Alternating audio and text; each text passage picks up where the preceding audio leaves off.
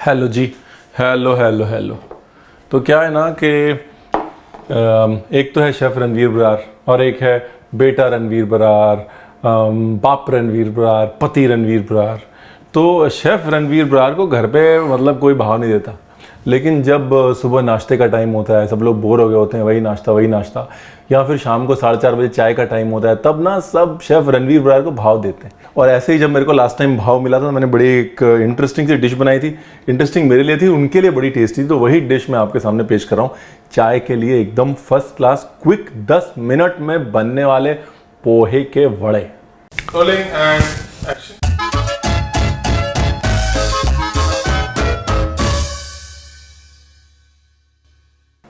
तो जी पोहा वड़े बनाने के लिए हमको चाहिए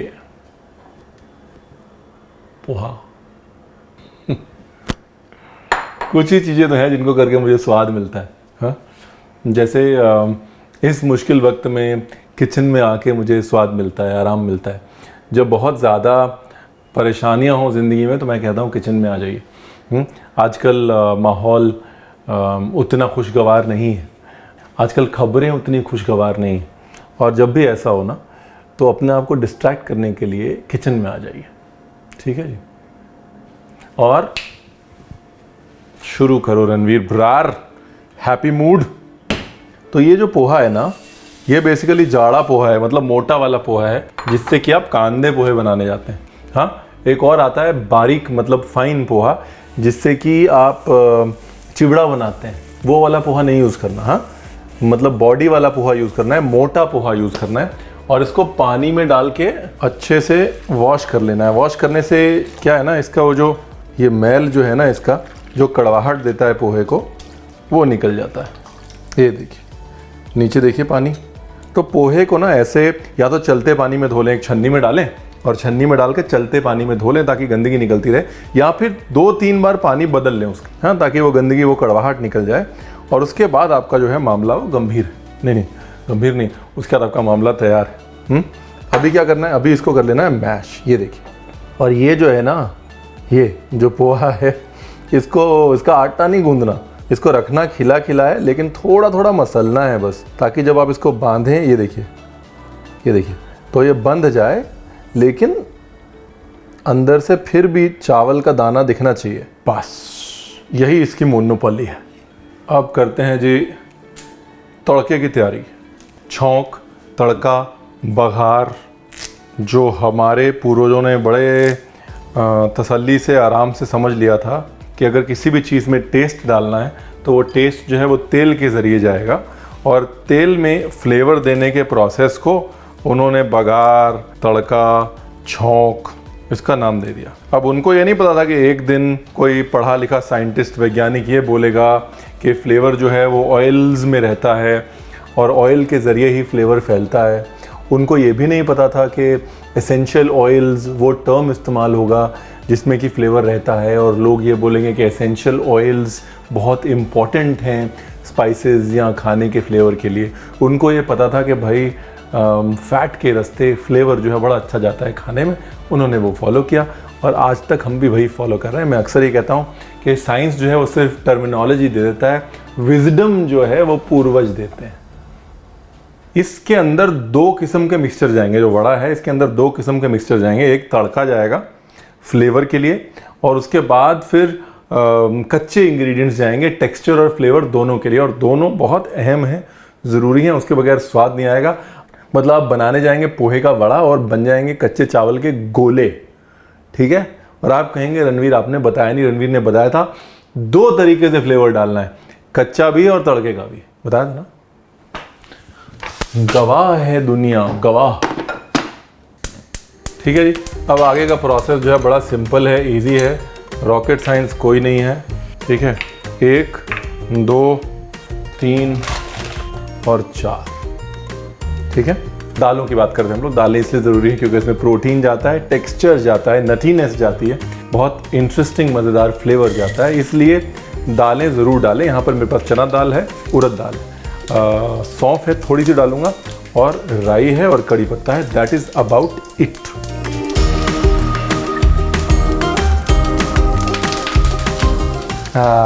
नाइस। देखिए इम्पोर्टेंट क्या है कि नटीनेस निकालनी है दालों से, और सबसे पहले वो डालना है जो सबसे ज़्यादा समय ले, जैसे कि समझिए ना क्या, चना दाल। नॉर्मली अब राई पहले डालते हैं, मैंने राई पहले नहीं डाली। हाँ, अब जी फटाफट से बाकी का प्रोग्राम है। प्याज, हरी मिर्च, अदरक और बारीक कटा हुआ धनिया, ये हम डालेंगे कच्चा, और तड़का हमने डाल दिया पका हुआ।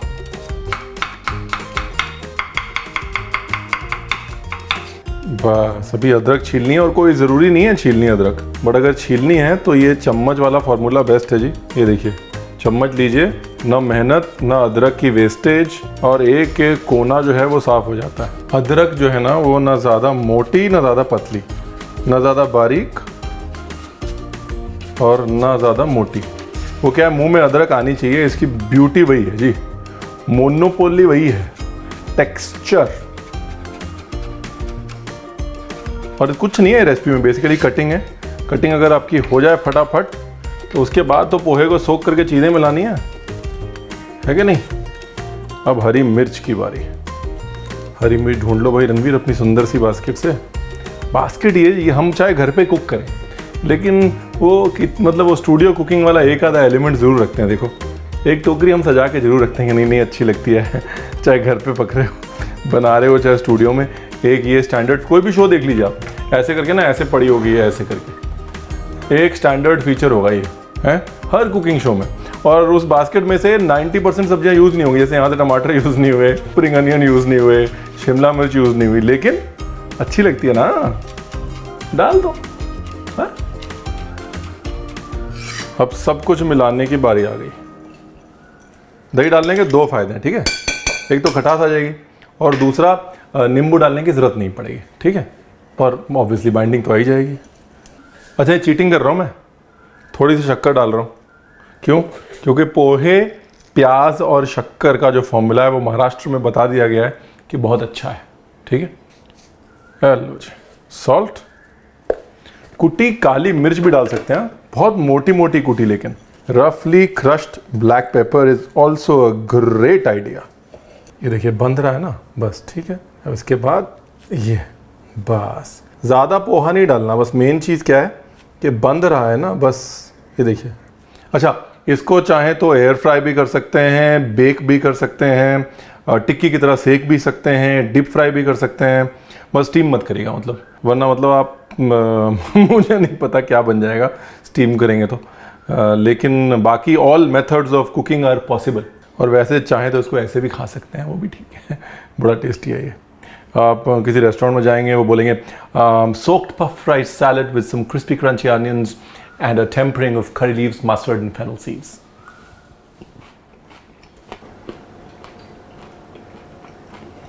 भूल गया मैं क्या बोला, भूल ही गया मैं, इतना टेस्टी है।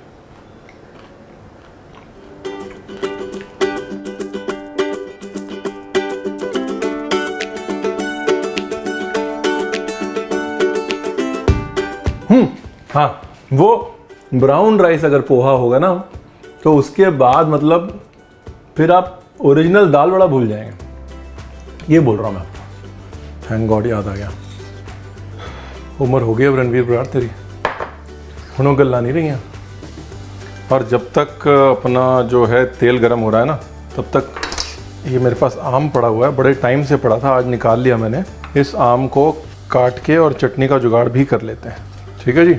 अदरक, हरा प्याज, अब हरा प्याज अगर रखा है तो मतलब यूज़ कर लेते हैं ना। तो जी आम, अदरक, हरा प्याज और last but not the least मेरा प्रिय मित्र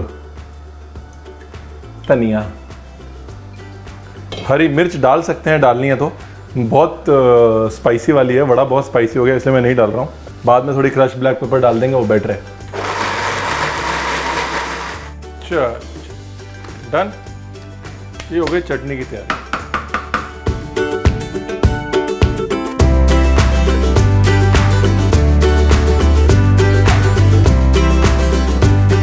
हाँ तेल भी रेडी है जी, तो आ जाओ फिर तल लेते हैं, एकदम क्रिस्पी करारा मामला है। आ जाओ। अब इसमें जो इम्पोर्टेंट चीज़ है ना, वो इम्पोर्टेंट चीज़ ये है कि इनको एक दूसरे से दूर रखें, क्योंकि शुरू में ये चिपके ही एक दूसरे से, ठीक है।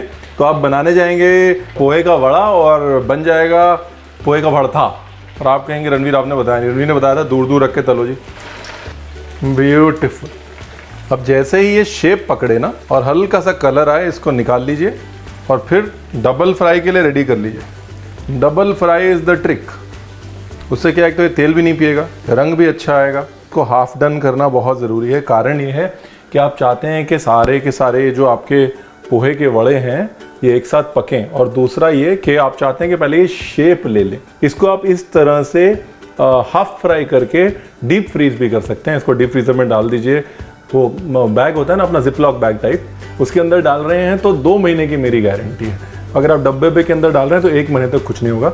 उसके बाद सीधा फ्रोज़न ही निकालिए और फ्राई कर दीजिए, ठीक है। डबल फ्राइंग के बहुत फ़ायदे हैं, हम लोग अक्सर निगलेक्ट कर देते हैं इसको। डबल फ्राइंग से एक तो तेल कम पीती है चीज़, दूसरा कलर इवन आता है, तीसरा बहुत सारे बड़े बड़े बैचेस अगर आप फ्राई करते हैं तो उसमें आपको ये टेंशन नहीं रहती कि कोई कच्चा रह जाएगा, क्योंकि जब ये फ्राई करके निकालते हैं तो भी अंदर से पकता रहता है। रेजिडुअल हीट हम लोग इसको बोलते हैं कि अंदर से पकता रहता है। इसलिए अगर बड़े बैचेस बना रहे हैं या ऐसी चीज़ बना रहे हैं जिसमें आपको बाहरी सतह बिल्कुल क्रिस्पी चाहिए, तो डबल फ्राई कर लीजिए, यानी कि पहले 50% में निकाल लीजिए उसको, उसके बाद दोबारा फ्राई कीजिए एक साथ, ठीक। सब बता दिया मैंने, सब बता दिया मैंने। क्या बात है, खुशबू भी मज़ेदार है। और वो क्या करते हैं रेसिपी को यूट्यूब पे बेचने के लिए, हाँ एकदम क्रिस्पी भी है, देखो माइक के पास जाओ रणवीर, हाँ आवाज़ आ रही है, देखो क्रिस्पी है। और ये देखो, ये अंदर से, ऊपर से क्रिस्पी लेकिन अंदर से नरम होना चाहिए। ये देखिए, ऊपर से भले ही क्रिस्पी है, अंदर से एकदम नरम। And this contrast is what makes it beautiful. तो जी मॉरल ऑफ द स्टोरी ये है कि आपने बड़े खाए होंगे वड़े, हैं आपने बड़े खाए होंगे वड़े, ऐसे अगर खाए होंगे ना तो मैं मूंछें कटवा लूंगा खड़े खड़े, ठीक है। और सब्सक्राइब ज़रूर कीजिएगा। Thank you very much and lots and lots and lots of love. Thank you and stay safe, wear a mask, stay indoors.